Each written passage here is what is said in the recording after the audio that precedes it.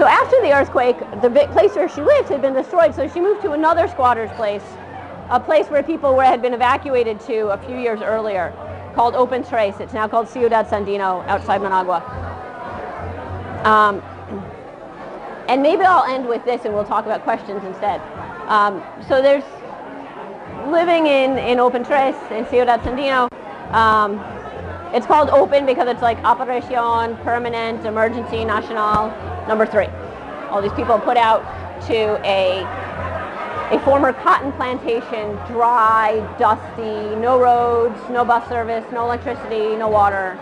Fine, here you can have a plot of land if you pay it back to the government, and you're just out here traumatized and disconnected.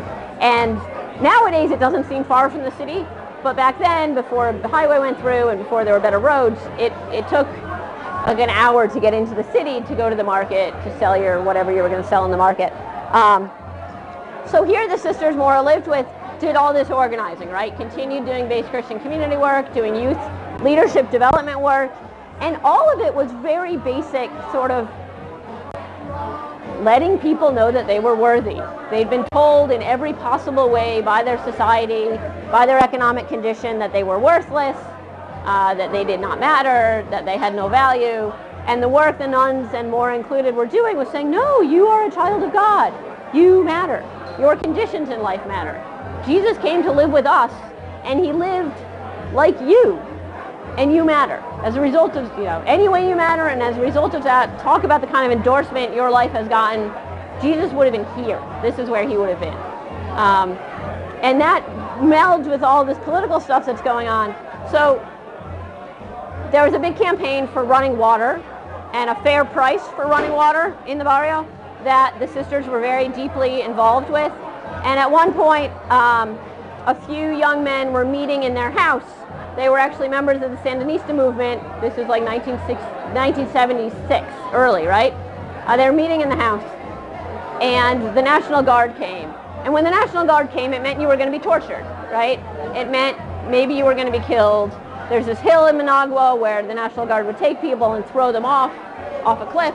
It's like littered with bodies. So that it's not, it's not so hot when the police come now, as we know, but it was far worse when the police come. So the National Guard arrive at the house and start to raid the house. That these young men that the sisters had worked with since confirmation, had worked with in their youth group, and they had now taken their Christian values into a political movement, that these guys were meeting in their house. And the National Guard came and were going to arrest them. And Maura, who I haven't talked enough about, she's really gentle, right? She's a woman who was born in 1931. She's very demure, a little bit old-fashioned. When she left the habit, she could never get into wearing pants, so she was always in a skirt. She had these kind of like old-fashioned manners, and she's very kind and placid and sweet. So the National Guard come in their Jeep, and they're going to arrest Humberto, and she says, and she comes running out like a woman on fire. Her friends described it as like a cat. Like she comes running out of the little house as the National Guard are about to take away Humberto, and she's like, what are you doing? What are you doing? And like she puts her hand on the National Guardsman who's carrying a big machine gun, right? Puts her hands on him, crazy. What are you doing? What are you doing? These are your people. Why are you oppressing these people? They just want running water in their town. They just want a better life. And so the guardsman's like, who are you? It's like 5'7" gringa in the middle of the squatters village, like crazy woman, who are you? And she says, and she's tall, right? And like straight and narrow. I am Sister Maura Clark. Oh, sister. Like almost patting her on the head, kind of tone of voice. Oh, sister, go back to your convent, right? Because nuns belong in convents. Like just thinking about piety and being fearful of the world. Oh, go back to your convent. What are you doing out here in the midst of this? And she says, this is my convent. This is where I belong, right? I mean, her line is, this is my convent right here. And she's on fire.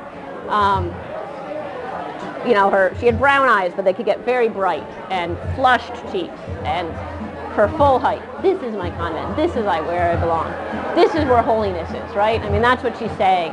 And that's what the sisters who witnessed the scene say, that That's what she's saying, that God isn't in the tabernacle. God isn't in, I mean, he's also in the tabernacle, but he's not only there, right? God isn't only in the convent. God isn't behind a grill and behind 20 hours of silence and behind rules for how you hold your freaking fork.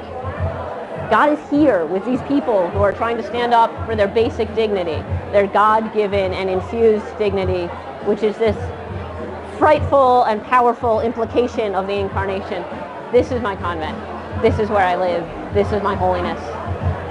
That was in 1976. She comes back to the U.S. She does all this interesting consciousness-raising work among North Americans for a couple of years. And then Archbishop Romero asked for more Marianal sisters to come to El Salvador.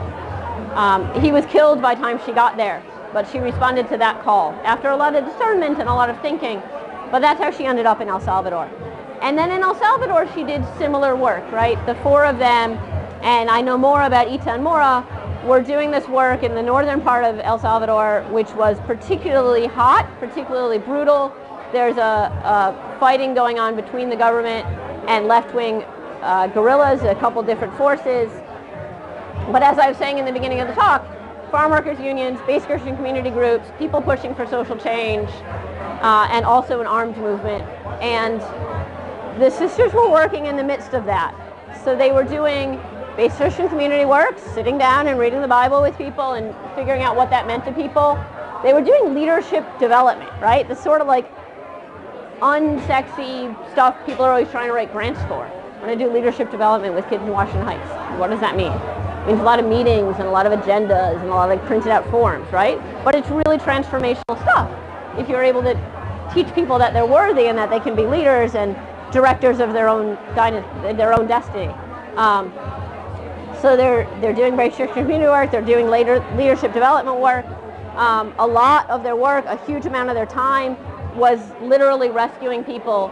The death squad or the military or the treasury police would come and burn down somebody's house who was suspected of being a subversive, and then those people would come to the sisters, and the sisters would put them in the back of a Jeep or the back of a van and get them into San Salvador, where there were refugee settlements on the seminary and the cathedral grounds.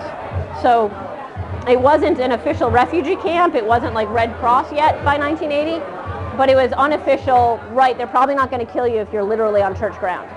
So they did a lot of that. My son went and joined the guerrillas. Then they burnt down my house. I'm coming to you. All right, the sisters will get you through a couple of checkpoints and get you to safety. Tons of back and forth of that kind of work. And then another part of their work is getting food and clothing from Caritas, this Catholic relief organization, and giving it to people who've been burnt out of their houses, or in some cases bringing medicine, by which I mean like gauzes and sutures and things you might use to heal people who've been wounded in combat or who've been wounded in a death squad attack, and bringing that to places where people had been in flight. People had to evacuate their homes and were living disorganized in the forest. The sisters brought medicine and food to those people. So when I was in El Salvador, one of the questions I asked, the other really huge portion of their work was documenting these cases, right? Documenting human rights abuses. In the mid-70s, Oscar Romero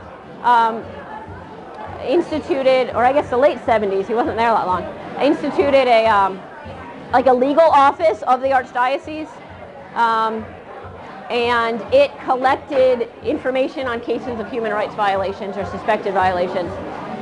And that law office, run by unbelievably brave people, relied on reports from the countryside. So Moore and Ita did a lot of, this horrible thing happened, I'm going to go there, I'm going to get the names, I'm going to get the date, I'm going to get the facts in order, and then we're going to sign a little attestation that this thing happened, and then we're going to bring it to San Salvador and give it to the legal office.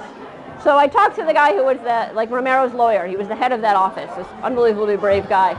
And he was like, yeah, Ita and Mora were among our top 15 active human rights documenter people. They were always in here with these horror stories that they were writing down in the hopes that someday they would be prosecuted and someday justice would be brought for them. So they were known to the authorities, right? Because they were doing this relief work, because they were doing this rescue work, and because they were doing this human rights violation documentation work, they were known. They were not anonymous.